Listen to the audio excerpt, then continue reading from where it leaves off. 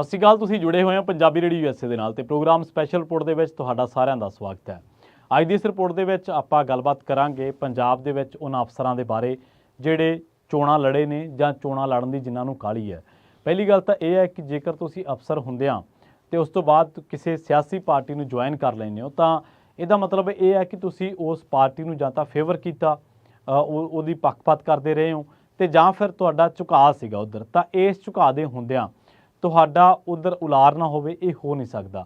ਸੋ ਇੱਕ ਉਸ ਸੀਟ ਤੇ ਬਹਿ ਕੇ, ਜਿਹੜੀ ਸੀਟ ਦੇ ਉੱਤੇ ਲੋਕਾਂ ਲਈ ਫੈਸਲੇ ਲੈਣੇ ਹੁੰਦੇ, ਜਿਹੜੀ ਸੀਟ ਦੇ ਉੱਤੇ ਬਹਿ ਕੇ ਲੋਕ ਹਿੱਤਾਂ ਲਈ ਕੰਮ ਕਰਨਾ ਹੁੰਦਾ, ਤੇ ਜੇਕਰ ਉਸ ਸੀਟ ਤੇ ਬਹਿ ਕੇ ਕੋਈ ਵਿਅਕਤੀ ਵਿਸ਼ੇਸ਼ ਇਸ ਤਰ੍ਹਾਂ ਦੇ ਨਿੱਜੀ ਹਿੱਤ ਪਾਲੇਗਾ ਤਾਂ ਉਹਦੀ ਕੁਰਸੀ ਉਹਦੇ ਫਰਜ਼ ਦੇ ਸਿਧਾਂਤ ਦੇ ਨਾਲ ਨਿਆਂ ਨਹੀਂ ਹੈ। ਖੈਰ, ਇਹ ਗੱਲਾਂ ਸਾਰੀਆਂ ਚੱਲਦੀਆਂ ਰਹਿਣੀਆਂ, ਪਰ ਅੱਜ ਆਪਾਂ ਅਫਸਰਸ਼ਾਹੀ ਦੇ ਬਾਰੇ ਚਰਚਾ ਕਿਉਂ ਕਰ ਰਹੇ ਹਾਂ? ਕਿਉਂਕਿ ਪੰਜਾਬ ਦੇ ਵਿੱਚ ਮਲੂਕਾ ਦੀ ਨੂੰਹ ਨੇ ਜਦੋਂ ਅਸਤੀਫਾ ਦਿੱਤਾ ਤਾਂ ਉਦੋਂ ਇੱਕ ਵਾਰ ਫਿਰ ਤੋਂ ਚਰਚਾ ਛਿੜੀ ਕਿ ਜਿਹੜੇ ਲੋਕ ਜਿਹੜੇ IAS ਆਪਣਾ ਰੁਤਬਾ ਛੱਡ ਕੇ, ਅਫਸਰ ਵੀ ਕਹਿ ਦਿੰਦੇ ਆਪਾਂ, ਇਕੱਲੇ IAS IPS ਨਹੀਂ ਗੇ, ਆਪਣਾ ਰੁਤਬਾ ਆਪਣਾ ਮਰਤਬਾ ਛੱਡ ਕੇ ਸਿਆਸਤ ਦੇ ਵਿੱਚ ਆਉਂਦੇ ਨੇ, ਤਾਂ ਉਹ ਅੱਜ ਨਹੀਂ ਗੇ, ਬਹੁਤ ਸਮੇਂ ਤੋਂ ਪਹਿਲਾਂ ਸਮੇਂ ਤੋਂ ਹੀ ਇਹ ਖਿੱਚ ਰਹੀ ਹੈ ਲੀਡਰਾਂ ਦੇ ਨੇੜੇ ਰਹਿਣ ਵਾਲੇ ਅਫਸਰਾਂ ਦੇ ਵਿੱਚ ਕਿ ਅਸੀਂ ਵੀ ਅਫਸਰੀ ਛੱਡ ਕੇ ਤੇ ਹੁਣ ਲੀਡਰੀ ਕਰਕੇ ਦੇਖੀਏ। ਕਿਉਂਕਿ ਜਦੋਂ ਲੋਕ ਤੁਹਾਨੂੰ ਚੁਣ ਲੈਂਦੇ ਨੇ ਤਾਂ ਤੁਹਾਡੇ ਆਖਿਆਂ ਇੱਕ ਬੋਲ ਦੇ ਉੱਤੇ ਕੰਮ ਹੋਣ ਲੱਗ ਪੈਂਦੇ ਆ।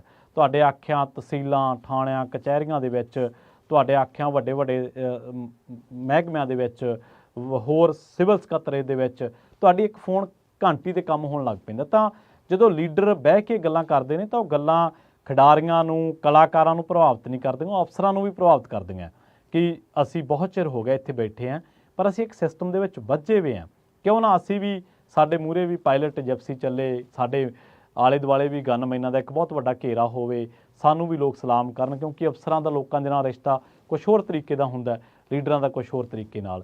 ਫਿਰ ਅਫਸਰਾਂ ਨੂੰ ਸਾਦੇ ਵੀ ਨਹੀਂ ਲੋਕ, ਵਿਆਹਾਂ ਸ਼ਾਦੀਆਂ ਤੇ ਲੀਡਰਾਂ ਨੂੰ ਸੱਦ ਵੀ ਲੈਂਦੇ ਆ। ਖੈਰ, ਇਹ ਅੰਤਰ ਹੈ ਜਿਹੜਾ ਕਿ ਸ਼ਾਇਦ ਬਰਕਰਾਰ ਰਹਿਣਾ ਹੀ ਹੈ, ਇਹਦੇ ਵਿੱਚ ਕੋਈ ਦੋ ਰਾਏ ਨਹੀਂ ਗੀ, ਪਰ ਪ੍ਰਭਾਵਿਤ ਕਰਦੀ ਹੈ, ਸਿਆਸਤ ਪ੍ਰਭਾਵਿਤ ਕਰਦੀ ਹੈ, ਸੱਤਾ ਪ੍ਰਭਾਵਿਤ ਕਰਦੀ ਹੈ, ਪਾਵਰ ਪ੍ਰਭਾਵਿਤ ਕਰਦੀ ਹੈ, ਔਰ ਲੋਕਾਂ ਦਾ ਇਕੱਠ ਪ੍ਰਭਾਵਿਤ ਕਰਦਾ। ਜਿਹੜਾ ਤੁਹਾਡੇ, ਜਦੋਂ ਤੁਸੀਂ ਸਿਆਸਤ ਦੇ ਵਿੱਚ ਵਿਚਰਦੇ ਆ, ਸੱਤਾ ਦੇ ਵਿੱਚ ਹੈਗੇ ਵੀ ਨਹੀਂ ਹੈਗੇ, ਪਰ ਇੱਕ ਤੁਹਾਡਾ ਔਰਾ ਜਿਹਾ ਬਣ ਜਾਂਦਾ, ਜਿਹਦੇ ਕਰਕੇ ਅਫਸਰ ਨੂੰ, ਖਿਡਾਰੀ ਨੂੰ, ਕਲਾਕਾਰਾਂ ਨੂੰ, ਲੋਕਾਂ ਨੂੰ ਲੱਗਦਾ ਕਿ ਯਾਰ ਆਹ ਬੜਾ ਵਧੀਆ ਕੰਮ ਹੈ, ਕਿਉਂਕਿ ਲੋਕ ਤੁਹਾਡੇ ਆਲੇ ਦੁਆਲੇ ਘੁੰਮਦੇ ਨੇ।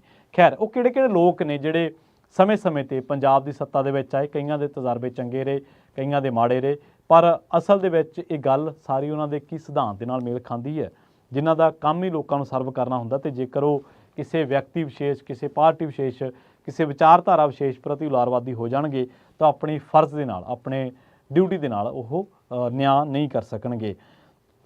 ਇਹਦੇ ਵਿੱਚ ਕੋਈ ਦੋ ਰਾਏ ਨਹੀਂ ਕਿ ਪੰਜਾਬ ਦੇ ਵਿੱਚ ਹਮੇਸ਼ਾ ਵੱਡੇ ਘਰਾਣਿਆਂ ਦਾ ਦਬਦਬਾ ਰਿਹਾ। ਦਹਾਕੇ ਤੋਂ ਅਦਾਕਾਰਾਂ ਤੇ ਹੋਰ ਪ੍ਰਸ਼ਾਸਨਿਕ ਅਧਿਕਾਰੀਆਂ ਨੂੰ ਵੀ ਸਿਆਸੀ ਕੁਰਸੀ ਦੀ ਲਾਲਸਾ ਰਹੀ ਹੈ। ਤੇ ਇਹਦੇ ਵਿੱਚ ਜੇ ਗੱਲ ਕਰੀਏ ਤਾਂ ਮਲੂਕਾ ਦੀ ਨੂੰਹ ਤੋਂ ਗੱਲ ਚੱਲੀ ਸੀ, ਪਰ ਪੰਜਾਬ ਦੇ ਵਿੱਚ ਤਾਂ ਇੱਕ ਸਾਬਕਾ DGP ਬਾਰੇ ਵੀ ਆਪਾਂ ਚਰਚਾਵਾਂ ਸੁਣ ਰਹੇ ਹਾਂ ਕਿ ਉਹ ਵੀ ਸਿਆਸਤ ਦੇ ਵਿੱਚ ਆ ਸਕਦੇ ਆ। ਜਸਟਿਸ ਜੋਰਾ ਸਿੰਘ ਬਾਰੇ ਕਿਹਾ ਜਾ ਰਿਹਾ ਕਿ ਉਹ ਵੀ ਸਿਆਸਤ ਦੇ ਵਿੱਚ ਆ ਸਕਦੇ ਆ। ਕਰਨੈਲ ਸਿੰਘ ਜਿਹੜੇ ਕਿ 2015 ਬੈਚ ਦੇ ਪੰਜਾਬ ਕਾਡਰ ਦੇ IAS ਨੇ, ਉਹ ਵੀ ਸਿਆਸਤ ਦੇ ਵਿੱਚ ਆ ਸਕਦੇ ਆ। ਇੱਕ ਤੁਸੀਂ ਵੀਡੀਓ ਵੇਖੀ ਹੋਣੀ ਆ ਸੋਸ਼ਲ ਮੀਡੀਆ ਦੇ ਉੱਤੇ, DHO ਲਖਵੀਰ ਸਿੰਘ, ਜਿਹਨੂੰ ਪੰਜਾਬੀ ਮੀਡੀਆ ਧਾਕੜ ਅਫਸਰ ਲਿਖਦਾ ਰਿਹਾ ਲਗਾਤਾਰ, ਉਹ ਛਾਪੇਮਾਰੀਆਂ ਕਰਦੇ ਸੀਗੇ। ਉਹਦੇ ਤੋਂ ਹੀ ਅੰਦਾਜ਼ਾ ਜਿਹਾ ਹੋ ਗਿਆ ਸੀਗਾ ਕਿ ਸ਼ਾਇਦ ਉਹ ਹੁਣ ਸਿਆਸਤ ਦੇ ਵਿੱਚ ਆਉਣਗੇ। ਉਹ ਗੱਲ ਸੱਚੀ ਹੋਈ, ਉਹ ਆਮ ਆਦਮੀ ਪਾਰਟੀ ਦੇ ਵਿੱਚ ਆਏ, ਉੱਥੋਂ ਟਿਕਟਾਂ ਅਨਾਊਂਸ ਹੋ ਗਈਆਂ ਜਿੱਥੋਂ ਚਾਹੁੰਦੇ ਸੀ, ਫਿਰ ਉਸ ਤੋਂ ਬਾਅਦ ਉਹਨਾਂ ਦਾ ਮਨ ਨਾ ਲੱਗਿਆ ਤੇ ਫਿਰ ਉਹ ਅਕਾਲੀ ਦਲ ਦੇ ਵਿੱਚ ਚਲੇ ਗਏ। ਖੈਰ, ਹੁਣ ਵੀ ਜੇ ਆਪਾਂ ਗੱਲ ਕਰ ਲਈਏ ਤਾਂ ਪੰਜਾਬ ਦੀ ਸਿਆਸਤ ਦੇ ਵਿੱਚ ਸਾਬਕਾ ਪ੍ਰਿੰਸੀਪਲ ਸਕੱਤਰ ਦਰਬਾਰਾ ਸਿੰਘ ਗੁਰੂ, ਸਾਬਕਾ DGP PS ਗਿੱਲ, ਸਾਬਕਾ IAS SR ਲੱਦੜ ਤੇ ਕੁਝ ਹੋਰਨਾਂ ਨੂੰ ਸਿਆਸਤ ਰਾਸ ਨਹੀਂ ਆਈ। ਦਰਬਾਰਾ ਸਿੰਘ ਗੁਰੂ ਤਾਂ 3 ਵਾਰੀ ਚੋਣ ਲੜੇ, ਇੱਕ ਵਾਰੀ, 2 ਵਾਰੀ ਸ਼ਾਇਦ ਵਿਧਾਨ ਸਭਾ ਦੀ ਤੇ ਇੱਕ ਵਾਰੀ ਲੋਕ ਸਭਾ ਦੀ ਲੜੇ ਉਹ, ਜਿੱਥੋਂ ਫਤਿਹਗੜ੍ਹ ਸਾਹਿਬ ਤੋਂ ਆਪਾਂ ਡਾਕਟਰ ਅਮਰ ਜਿੱਤੇ ਤੇ ਉਹਨਾਂ ਨੇ ਦਰਬਾਰਾ ਸਿੰਘ ਗੁਰੂ ਨੂੰ ਹਰਾਇਆ। ਮੁਹੰਮਦ ਸਦੀਕ ਜਿੱਤੇ ਸੀ, ਉਹਨਾਂ ਨੇ ਦਰਬਾਰਾ ਸਿੰਘ ਗੁਰੂ ਨੂੰ ਹਰਾਇਆ। ਤੇ ਦਰਬਾਰਾ ਸਿੰਘ ਗੁਰੂ ਉਹ ਨੇ ਜਿਨ੍ਹਾਂ ਦੇ ਬਾਰੇ ਕਿਹਾ ਜਾਂਦਾ, ਭਗਵੰਤ ਮਾਨ ਜਿਨ੍ਹਾਂ ਦੇ ਬਾਰੇ ਸਟਾਇਰ ਕਰਦੇ ਹੁੰਦੇ ਸੀਗੇ ਕਿ ਇਹਨਾਂ ਨੇ ਫੋਟੋ ਲਵਾਈ ਜੇਬਾਂ ਦੇ ਵਿੱਚ ਹੱਥ ਪਾ ਕੇ, ਪੈਂਟ ਦੀਆਂ ਜੇਬਾਂ ਦੇ ਵਿੱਚ ਹੱਥ ਪਾ ਕੇ ਕਿਤੇ ਕਿਤੇ ਲਾਉਣ ਵਾਸਤੇ ਕਿਸੇ ਪੋਸਟਰ ਦੇ ਉੱਤੇ। ਤਾਂ ਉਹ ਕਹਿੰਦੇ ਕਿ ਲੋਕ ਕਹਿੰਦੇ ਵੀ ਜੇਬਾਂ ਦੇ ਵਿੱਚ ਹੱਥ ਪਾਏ ਆ, ਇਹ ਹੁਣ ਫਿਰ ਬਾਹਰ ਨਹੀਂ ਨਿਕਲਣੇ, ਇਹ ਪਏ ਹੀ ਰਹਿਣਗੇ, ਪੁਆਏ ਹੀ ਰਹਿਣਗੇ। ਤਾਂ ਉਹ ਤਾਂ ਚਲੋ ਇੱਕ ਸਟਾਇਰ, ਇੱਕ ਮਜ਼ਾਕ, ਪਰ ਦਰਬਾਰਾ ਸਿੰਘ ਗੁਰੂ ਇੱਕ ਸਿਵਲ ਸਕੱਤਰ, ਪ੍ਰਿੰਸੀਪਲ ਸਕੱਤਰ ਦੇ ਅਹੁਦੇ 'ਤੇ ਪਹੁੰਚ ਗਏ, ਪਰ ਬਾਵਜੂਦ ਉਹ ਲੋਕਾਂ ਦੀ ਨੁਮਾਇੰਦਗੀ ਨਹੀਂ ਹਾਸਲ ਕਰ ਸਕੇ। 3 ਚੋਣਾਂ ਲੜੀਆਂ, 3 ਹਾਰ ਗਏ। PS ਗਿੱਲ ਇਹ ਵੀ ਚੋਣ ਹਾਰ ਗਏ ਸੀਗੇ। RS ਲੱਦੜ ਅਤੇ ਹੋਰਨਾਂ ਨੂੰ ਸਿਆਸਤ ਰਾਸ ਨਹੀਂ ਆਈ। ਇਸ ਵੇਲੇ ਜਿਹੜੇ ਕੇਂਦਰ ਦੇ ਵਿੱਚ ਵਜ਼ੀਰ ਨੇ, ਸੋਮ ਪ੍ਰਕਾਸ਼ ਇਹ ਸਾਬਕਾ ਆਈਐਸ ਨੇ। ਸਾਬਕਾ ਆਈਐਸ ਅਮਰ ਸਿੰਘ ਫਤਿਹਗੜ੍ਹ ਸਾਹਿਬ ਤੋਂ ਚੋਣ ਜਿੱਤੇ, ਮੈਂਬਰ ਪਾਰਲੀਮੈਂਟ ਬਣ ਗਏ। ਸਾਬਕਾ ਆਈਐਸ ਬਲਵਿੰਦਰ ਸਿੰਘ ਧਾਲੀਵਾਲ ਇਸ ਵੇਲੇ ਫਗਵਾੜਾ ਤੋਂ ਵਿਧਾਇਕ ਨੇ। ਸਾਬਕਾ ਆਈਜੀ ਕੁਮਰ ਵਿਜੇ ਪ੍ਰਤਾਪ ਅੰਮ੍ਰਿਤਸਰ ਤੋਂ ਹਾਕਮ ਧਿਰ ਦੇ ਵਿੱਚ ਟਿਕਟ ਉੱਤੇ ਵਿਧਾਇਕ ਚੁਣੇ ਗਏ। ਉਹ ਪੰਜਾਬ ਪੁਲਿਸ ਦੇ ਵਿੱਚ ਇੱਕ ਬਹੁਤ ਵੱਡੇ ਅਹੁਦੇ ਤੇ ਸੀ। ਉਹ SIT ਦੇ ਵਿੱਚ ਸੀਗੇ ਜਿਹੜੀ ਬੇਅਦਬੀ ਮਾਮਲਿਆਂ ਨਾਲ ਜੁੜੀ ਹੋਈ ਸੀ, ਪਰ ਮਤਭੇਦ ਆ ਗਏ। ਉਸ ਤੋਂ ਬਾਅਦ ਸਿਆਸਤ ਜੁਆਇਨ ਕੀਤੀ, ਬੜੇ ਜ਼ੋਰ ਸ਼ੋਰ ਦੇ ਨਾਲ, ਬੜੇ ਸਵਾਗਤ ਦੇ ਨਾਲ ਉਹਨਾਂ ਨੂੰ ਲਿਆਂਦਾ ਗਿਆ, ਪਰ ਅੱਜ ਕੱਲ੍ਹ ਆਪਣੀ ਪਾਰਟੀ ਦੇ ਨਾਲ ਸੁਰ ਉਹਨਾਂ ਦੀ ਘੱਟ ਹੀ ਮੇਲ ਖਾਂਦੀ ਹੈ। ਸਾਬਕਾ ਵਿਧਾਇਕ ਵੈਦ ਕੁਲਦੀਪ ਸਿੰਘ ਵੀ ਸਾਬਕਾ IAS ਨੇ। ਆਪ ਸੁਪਰੀਮੋ ਅਰਵਿੰਦ ਕੇਜਰੀਵਾਲ ਨੇ ਇੰਜੀਨੀਅਰਿੰਗ ਮਗਰੋਂ 1992 ਦੇ ਵਿੱਚ IRS ਸੇਵਾ ਸ਼ੁਰੂ ਕੀਤੀ ਤੇ 2011 ਦੇ ਵਿੱਚ ਨੌਕਰੀ ਛੱਡ ਕੇ ਇਹ ਵੀ ਅੰਨਾ ਹਜ਼ਾਰੇ ਦੇ ਨਾਲ ਭ੍ਰਿਸ਼ਟਾਚਾਰ ਵਿਰੁੱਧ ਅੰਦੋਲਨ ਦੇ ਵਿੱਚ ਕੁੱਦ ਪਏ। ਉਹ 2012 ਦੇ ਵਿੱਚ ਆਮ ਆਦਮੀ ਪਾਰਟੀ ਦੇ ਸੁਪਰੀਮੋ ਬਣੇ। ਹੁਣ ਉਹ ਦਿੱਲੀ ਦੇ ਮੁੱਖ ਮੰਤਰੀ ਨੇ। 1960 ਦੇ ਜਿਹੜੇ ਬੈਚ ਦੇ IAS ਅਧਿਕਾਰੀ ਰਹੇ ਜਸਵੰਤ ਸਿਨਹਾ। ਹੁਣ ਇਹ ਆਪਾਂ ਇਹ ਤਾਂ ਗੱਲ ਕਰ ਲਈ ਪੰਜਾਬ ਦੀ, ਪਰ ਇਹ ਅੱਜ ਤੋਂ ਨਹੀਂ। ਜਿਵੇਂ ਮੈਂ ਕਿਹਾ ਕਿ ਬਹੁਤ ਲੰਮੇ ਸਮੇਂ ਤੋਂ ਸਿਆਸੀ ਕੁਰਸੀ ਲੋਕਾਂ ਨੂੰ ਪ੍ਰਭਾਵਿਤ ਕਰਦੀ ਆਈ ਹੈ। 1960 ਦੇ ਵਿੱਚ ਜਸਵੰਤ ਸਿਨਹਾ ਨੇ 1984 ਤੱਕ ਸ਼ਾਹੀ ਨੌਕਰੀ ਕੀਤੀ ਤੇ ਬਾਅਦ ਦੇ ਵਿੱਚ ਜਨਤਾ ਦਲ ਦੇ ਵਿੱਚ ਸ਼ਾਮਲ ਹੋਏ। ਪ੍ਰਧਾਨ ਮੰਤਰੀ ਚੰਦਰ ਸ਼ੇਖਰ ਦੀ ਵਜ਼ਾਰਤ ਦੇ ਵਿੱਚ 1990 ਤੇ 91 ਦੇ ਵਿੱਚ ਕੈਬਨਿਟ ਮੰਤਰੀ ਰਹੇ। ਅਜੀਤ ਯੋਗੀ 1970 ਦੇ ਵਿੱਚ IAS ਅਫਸਰ ਸੀਗੇ, ਛੱਤੀਸਗੜ੍ਹ ਦੇ ਮੁੱਖ ਮੰਤਰੀ ਵੀ ਰਹੇ। ਮੀਰਾ ਕੁਮਾਰੀ 1973 ਦੇ ਵਿੱਚ IFS ਅਧਿਕਾਰੀ ਸੀਗੇ। ਉਹਨਾਂ ਕਾਂਗਰਸ ਪਾਰਟੀ ਰਾਹੀਂ 1985 ਦੇ ਵਿੱਚ ਸਿਆਸਤ ਸ਼ੁਰੂ ਕੀਤੀ। ਲੋਕ ਸਭਾ 2009 ਤੋਂ 14 ਤੱਕ ਪਹਿਲੀ ਔਰਤ ਸਪੀਕਰ ਬਣਨ ਦਾ ਮਾਣ ਹਾਸਲ ਕੀਤਾ। 2017 ਦੇ ਵਿੱਚ ਰਾਸ਼ਟਰਪਤੀ ਅਹੁਦੇ ਲਈ ਚੋਣ ਵੀ ਲੜੀ, ਪਰ ਸਫਲਤਾ ਨਹੀਂ ਮਿਲੀ। ਮਣੀ ਸ਼ੰਕਰ ਅਈਅਰ 1963 ਦੀ ਗੱਲ ਹੈ, ਜਦੋਂ ਇਹ ਭਾਰਤੀ ਵਿਦੇਸ਼ ਸੇਵਾਵਾਂ ਦੇ ਵਿੱਚ ਨੌਕਰੀ ਕਰਦੇ ਹੁੰਦੇ ਸੀਗੇ। 1999 ਦੇ ਵਿੱਚ ਇਹਨਾਂ ਦੀ ਰਿਟਾਇਰਮੈਂਟ ਹੋਈ ਤੇ 91 ਦੇ ਵਿੱਚ ਉਹ ਤਾਮਿਲਨਾਡੂ ਤੋਂ ਸੰਸਦ ਮੈਂਬਰ ਪਾਰਲੀਮੈਂਟ ਤੇ ਕੇਂਦਰੀ ਮੰਤਰੀ ਵੀ ਰਹੇ। ਨਟਵਰ ਸਿੰਘ ਜਿਨ੍ਹਾਂ ਨੇ 1953 ਤੋਂ 31 ਸਾਲ ਤੱਕ ਭਾਰਤੀ ਸੇਵਾਵਾਂ ਵਿਦੇਸ਼ੀ ਸੇਵਾਵਾਂ ਦੇ ਵਿੱਚ ਕੰਮ ਕੀਤਾ, ਉਹ ਨੌਕਰੀ ਛੱਡ ਕੇ 83 ਦੇ ਵਿੱਚ ਕਾਂਗਰਸ ਦੇ ਵਿੱਚ ਆਏ ਤੇ ਰਾਜੀਵ ਗਾਂਧੀ ਤੇ ਡਾਕਟਰ ਮਨਮੋਹਨ ਸਰਕਾਰ ਦੇ ਵਿੱਚ ਮੰਤਰੀ ਵਜੋਂ ਕੰਮ ਕੀਤਾ। ਕੇਂਦਰੀ ਮੰਤਰੀ ਹਰਦੀਪ ਸਿੰਘ ਪੁਰੀ 1974 ਬੈਚ ਦੇ IFS ਅਧਿਕਾਰੀ ਨੇ, ਜਿਹੜੇ ਕਈ ਦੇਸ਼ਾਂ ਦੇ ਸਫੀਰ ਰਹਿ ਚੁੱਕੇ ਨੇ।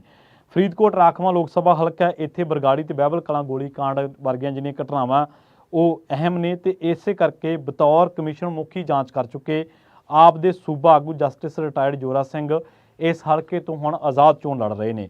ਇਸੇ ਤਰ੍ਹਾਂ ਸਾਬਕਾ ਜ਼ਿਲ੍ਹਾ ਤੇ ਸੈਸ਼ਨ ਜੱਜ ਕਰਨੈਲ ਸਿੰਘ ਆਹੀ ਨੇ ਵੀ ਆਜ਼ਾਦ ਚੋਣ ਲੜਨ ਦੇ ਲਈ ਕਮਰ ਕੱਸ ਲਏ ਨੇ ਤੇ ਇਹਨਾਂ ਨੇ ਦੱਸਿਆ ਕਿ ਹੁਣ ਉਹ ਕਰਨੈਲ ਸਿੰਘ ਆਹੀ ਕਹਿੰਦੇ ਕਿ ਚੋਣ ਪਿੜ ਦੇ ਵਿੱਚ ਆਜ਼ਾਦ ਉਮੀਦਵਾਰ ਵਜੋਂ ਆਪਣੀ ਕਿਸਮਤ ਅਜ਼ਮਾਉਣਗੇ ਤੇ ਜਿਹੜੇ ਜਸਟਿਸ ਰਿਟਾਇਰਡ ਨੇ ਜੋਰਾ ਸਿੰਘ, ਉਹ ਮੋਗਾ ਜ਼ਿਲ੍ਹੇ ਦੇ ਇਤਿਹਾਸਿਕ ਪਿੰਡ ਢੁੱਡੀਕੇ ਦੇ ਜੱਦੀ ਵਸਨੀਕ ਨੇ। ਤੇ ਜੇਕਰ ਤੁਹਾਨੂੰ ਯਾਦ ਹੋਣਾ ਉਹਨਾਂ ਦੇ ਬਾਰੇ, ਜਸਟਿਸ ਜੋਰਾ ਸਿੰਘ ਦੇ ਬਾਰੇ, ਉਹ ਅਕਾਲੀ ਭਾਜਪਾ ਗੱਠਜੋੜ ਵੱਲੋਂ ਜਿਹੜੀ ਗੁਰੂ ਗ੍ਰੰਥ ਸਾਹਿਬ ਜੀ ਦੀ ਬੇਅਦਬੀ ਹੋਈ ਸੀ, ਉਹਨਾਂ ਘਟਨਾਵਾਂ ਦੇ ਲਈ ਬਹਿਬਲ ਕਲਾਂ ਕਾਂਡ ਦੇ ਲਈ ਜਾਂਚ ਦੇ ਲਈ ਕਮਿਸ਼ਨ ਜਿਹੜਾ ਬਣਿਆ ਸੀ ਉਹਦੇ ਉਹ ਮੁਖੀ ਸੀਗੇ। ਉਹਨਾਂ ਨੇ ਬੜੀ ਸ਼ਿੱਦਤ ਦੇ ਨਾਲ ਕੰਮ ਕੀਤਾ, ਪਰ ਹਾਕਮ ਧਿਰ ਨੇ ਉਹਨਾਂ ਦੀ ਰਿਪੋਰਟ ਜਨਤਕ ਨਹੀਂ ਕੀਤੀ। ਇਸ ਤੱਕ ਕਿ ਕੋਈ ਵੀ ਅਕਾਲੀ ਦਲ ਦਾ ਨੁਮਾਇੰਦਾ, ਉੱਚ ਅਧਿਕਾਰੀ ਉਹਨਾਂ ਦੀ ਰਿਪੋਰਟ ਤੱਕ ਲੈਣ ਨਹੀਂ ਸੀ ਆਇਆ। ਉਹ ਵੀ ਅੱਜ ਕੱਲ੍ਹ ਚੋਣ ਮੈਦਾਨ ਦੇ ਵਿੱਚ ਨੇ। ਹੁਣ ਜਿਹੜੀਆਂ ਅਫਸਰਾਂ ਦੇ ਚਰਚੇ ਨੇ, ਮਲੂਕਾ ਦੀ ਨੂੰਹ ਦੇ ਬਾਰੇ, ਪਰਮਪਾਲ ਕੌਰ ਸਿੱਧੂ ਦੇ ਬਾਰੇ, ਪੰਜਾਬ ਦੇ ਸਾਬਕਾ DGP ਦੇ ਬਾਰੇ ਚਰਚਾਵਾਂ ਨੇ, ਜਸਟਿਸ ਜੋਰਾ ਸਿੰਘ ਦੇ ਬਾਰੇ, ਇਸੇ ਤਰ੍ਹਾਂ ਕਰਨੈਲ ਸਿੰਘ ਦੇ ਬਾਰੇ, DHO ਲਖਵੀਰ ਸਿੰਘ ਦੇ ਬਾਰੇ, ਤੇ ਜਿਨ੍ਹਾਂ ਨੂੰ ਸਿਆਸਤ ਨਹੀਂ ਰਾਸ ਆਈ ਉਹਨਾਂ ਦੇ ਬਾਰੇ ਆਪਾਂ ਚਰਚਾ ਕਰ ਚੁੱਕੇ ਹਾਂ। ਸੋ ਇਹ ਉਹ ਆਗੂ ਨੇ ਜਿਨ੍ਹਾਂ ਨੂੰ ਸਮੇਂ-ਸਮੇਂ ਤੇ ਸਿਆਸਤ ਨੇ ਪ੍ਰਭਾਵਿਤ ਕੀਤਾ, ਸਿਆਸਤ ਵਾਲੇ ਦੌੜੇ ਆਏ। ਕਈਆਂ ਨੂੰ ਸਿਆਸਤ ਰਾਸ ਆਈ ਪਰ ਕਈਆਂ ਨੂੰ ਨਹੀਂ ਆਈ। ਹਾਂ, ਆਪਣੇ ਸਿਆਸੀ ਸਫ਼ਰ ਨੂੰ ਸ਼ੁਰੂ ਕਰਨਾ ਇਹ ਹਰ ਇੱਕ ਦਾ ਜੋ ਵੀ ਆ ਉਹਦਾ ਹੱਕ ਹੈ, ਉਹ ਰਾਈਟ ਹੈ, ਉਹ ਕਰ ਸਕਦਾ ਹੈ। ਪਰ ਇੱਕ ਕੁਰਸੀ ਤੇ ਹੁੰਦਿਆਂ, ਇੱਕ ਅਹੁਦੇ ਤੇ ਹੁੰਦਿਆਂ ਇਹ ਚੀਜ਼ਾਂ ਸ਼ੁਰੂ ਕਰਨਾ, ਇਹਦਾ ਮਤਲਬ ਹੈ ਕਿ ਤੁਹਾਡੇ ਮਨ ਦੇ ਵਿੱਚ ਕਿਤੇ ਨਾ ਕਿਤੇ ਰਾਜਨੀਤੀ ਪ੍ਰਤੀ ਉਲਾਸ ਸੀਗਾ, ਤੁਸੀਂ ਉਹ ਕਰ ਰਹੇ ਸੀ। ਪਰ ਇਹ ਕੰਮ ਤੁਹਾਡੇ ਮਨ ਦੇ ਵਿੱਚ ਇਹ ਆਈਡੀਆ ਆਉਂਦਿਆਂ ਕਿ ਤੁਸੀਂ ਆਪਣੇ ਕੰਮ ਨੂੰ ਉਸੇ ਸ਼ਿੱਦਤ, ਉਸੇ ਤਨਦੇਹੀ ਨਾਲ ਬਿਨਾਂ ਪੱਖਪਾਤ ਕੀਤਿਆਂ ਕਰ ਸਕੇ। ਜੇਕਰ ਹਾਂ ਤਾਂ ਠੀਕ ਹੈ, ਪਰ ਜੇਕਰ ਨਹੀਂ ਤਾਂ ਇਹ ਤੁਸੀਂ ਫਿਰ ਆਪਣੇ ਫਰਜ਼, ਆਪਣੇ ਧਰੋ ਤੇ ਲੋਕਾਂ ਨੂੰ ਸਰਵ ਕਰਨ ਦਾ ਜਿਹੜਾ ਤੁਹਾਡੇ ਜ਼ਿੰਮਾ ਸੀਗਾ, ਉਹਦੇ ਨਾਲ ਤੁਸੀਂ ਇਨਸਾਫ ਜਾਂ ਨਿਆਂ ਨਹੀਂ ਕੀਤਾ। ਬਹੁਤ ਬਹੁਤ ਧੰਨਵਾਦ। ਜਲਦ